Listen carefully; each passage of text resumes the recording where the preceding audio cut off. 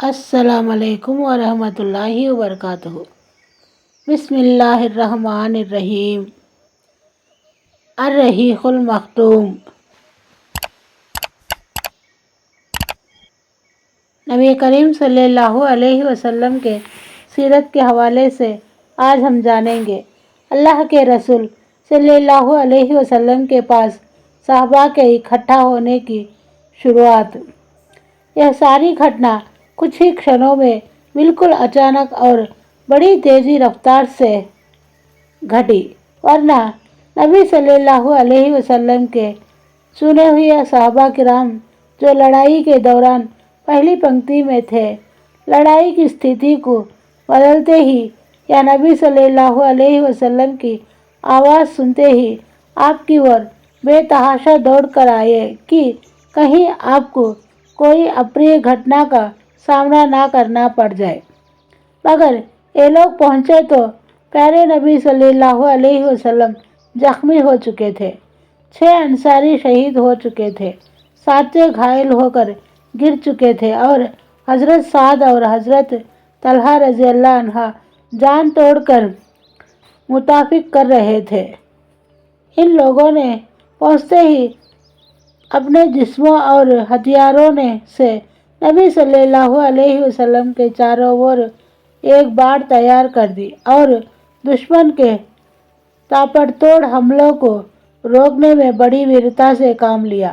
لڑائی کی پنکتی سے پلٹ کر آنے والے سب سے پہلے صحابی آپ کے غار کے ساتھی حضرت ابوبکر صدیق رضی اللہ عنہ تھے۔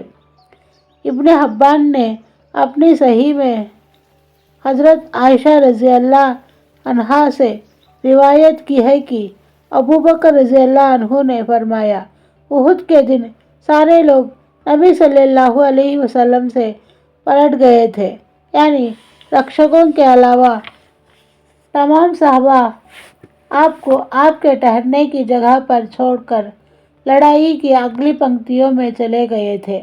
پھر گھیراؤ کی گھٹنا کے بعد میں پہلا ویکتی تھا جو نبی صلی اللہ علیہ وسلم کے پاس پلٹ کر آیا۔ دیکھا تو آپ کے سامنے ایک آدمی تھا جو آپ کی اور سے لڑ رہا تھا اور آپ کو بچا رہا تھا۔ میں نے جی ہی جی میں کہا، تم طلحہ ہو، تم پر میرے باپ فدا ہو۔ اتنے میں ابو عبیدہ بن جراح میرے پاس آ گئے۔ وہ اس طرح دوڑ رہے تھے مانو چڑیا اڑ رہی ہے، یہاں تک کہ مجھ سے آ ملے۔ اب ہم دونوں نبی صلی اللہ علیہ وسلم کی اور دوڑے، دیکھا تو آپ کے آگے طلحہ بچھے پڑے تھے۔ آپ نے فرمایا، اپنے بھائی کو سنبھالو، اس نے جنت واجب کر لی۔ حضرت ابوبکر رضی اللہ عنہ کا بیان ہے کہ ہم پہنچے تو نبی صلی اللہ علیہ وسلم کا مبارک چہرہ زخمی ہو چکا تھا اور خود کی 2 کڑیاں آنکھوں کے نیچے گالوں میں گھس چکی تھی۔ میں نے انہیں نکالنا چاہا تو ابو عبیدہ نے کہا، اللہ کا واسطہ مجھے نکالنے دیجیے۔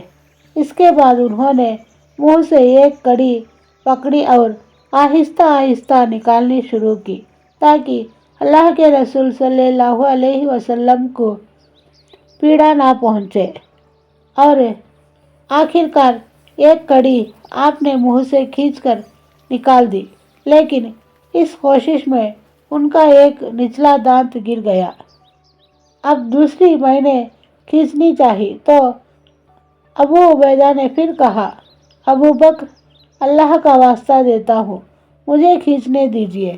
اس کے بعد دوسری بھی آہستہ آہستہ کھینچی، لیکن ان کا دوسرا نچلا دانت بھی گر گیا۔ پھر اللہ کے رسول صلی اللہ علیہ وسلم نے فرمایا، اپنے بھائی طلحہ کو سنبھالو، اس نے جنت واجب کر لی۔ حضرت ابوبکر صدیق رضی اللہ عنہ کہتے ہیں کہ اب ہم طلحہ کی اور پھرے اور انہیں سنبھالا۔ ان کو 10 سے زیادہ گھاؤ لگ چکے تھے۔ تہذیب تاریخ دمشق میں ہے کہ ہم ان کے پاس کچھ کھشنوں میں آئے تو کیا دیکھتے ہیں کہ انہیں نیزے، تیر اور تلوار کے कम व बेश 60 घाव लगे हुए थे और उनकी उंगली कट गई थी। हमने किसी हद तक उनका हाल ठीक किया। इससे भी अंदाज़ा होता है कि हज़रत तलहा ने उस दिन प्रतिरक्षा और लड़ाई में कैसी जाबाजी और बेजिगरी से काम लिया था।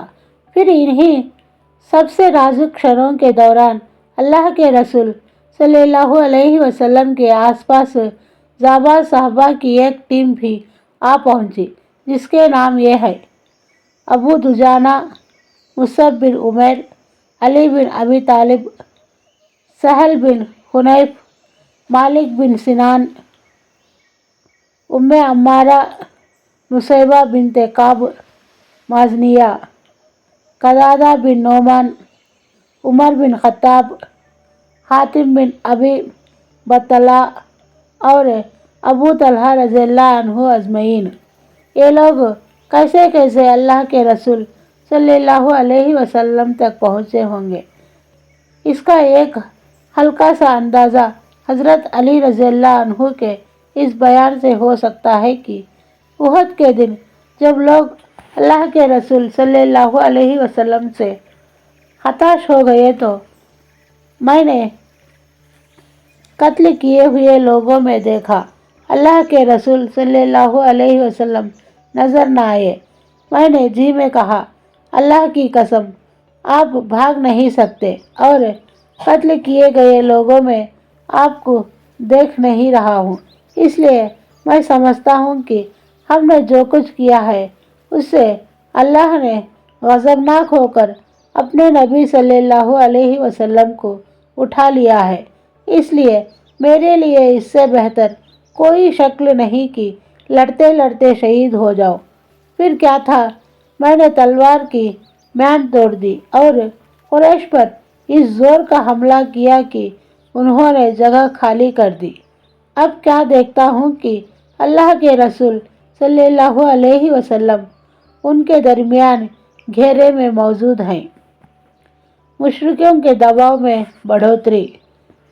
इधर मुशरिकों की तादाद भी हर क्षण बढ़ती जा रही थी, जिसके नतीजे में उनके हमले बड़े सख्त होते जा रहे थे और उनका दबाव बढ़ता जा रहा था। यहाँ तक कि अल्लाह के रसूल सल्लल्लाहु अलैहि वसल्लम उन कुछ गढ़ों में से एक गढ़े में जा गिरे, जिन्हें अबू आमिर फासिक ने इस किस्म की शरारत के लिए खोद रखा था और उसके नतीजे में आपका घुटना मोच खा गया। चुनाचे हज़रत अली रज़ियल्लाहु अन्हु ने आपका हाथ थामा और तलहा बिन उबैदुल्लाह ने, जो खुद भी घावों से चूर थे, आपको गोद में लिया। तब आप बराबर खड़े हो सके। नाफिया बिन जुबैर कहते हैं कि मैंने एक मुहाजिर सहाबी को सुना, फरमा रहे थे, मैं उहद की लड़ाई में हाजिर था। मैंने देखा कि हर ओर से अल्लाह के रसूल सल्लल्लाहु अलैहि वसल्लम पर तीर बरस रहे हैं और आप तीरों के बीच में हैं, लेकिन सारे तीर आपसे फेर दिए जाते हैं, यानी आगे घेरा डाले हुए साहबा उन्हें रोक लेते थे। और मैंने देखा कि अब्दुल्ला बिन शिहाब ज़ुहारी कह रहा था, मुझे बताओ मोहम्मद कहाँ है सल्लल्लाहु अलैहि वसल्लम। अब या तो मैं रहूँगा या वह रहेगा। हालांकि अल्लाह के रसूल सल्लल्लाहु अलैहि वसल्लम उसके बाजू में थे, आपके साथ कोई भी ना था। फिर वह आपसे आगे निकल गया। इस पर सफ़वान ने उसे मलामत की। जवाब में उसने कहा, अल्लाह की कसम, मैंने उसे देखा ही नहीं। अल्लाह की कसम, वह हमसे महफूज कर दिया गया है। इसके बाद हम 4 आदमी यह संकल्प लेकर चले कि उन्हें कत्ल कर देंगे, लेकिन उन तक ना पहुंच सके। अपूर्व वीरता के बारे में हम कल जानेंगे। अस्सलाम वालेकुम व रहमतुल्लाहि व बरकातुहू।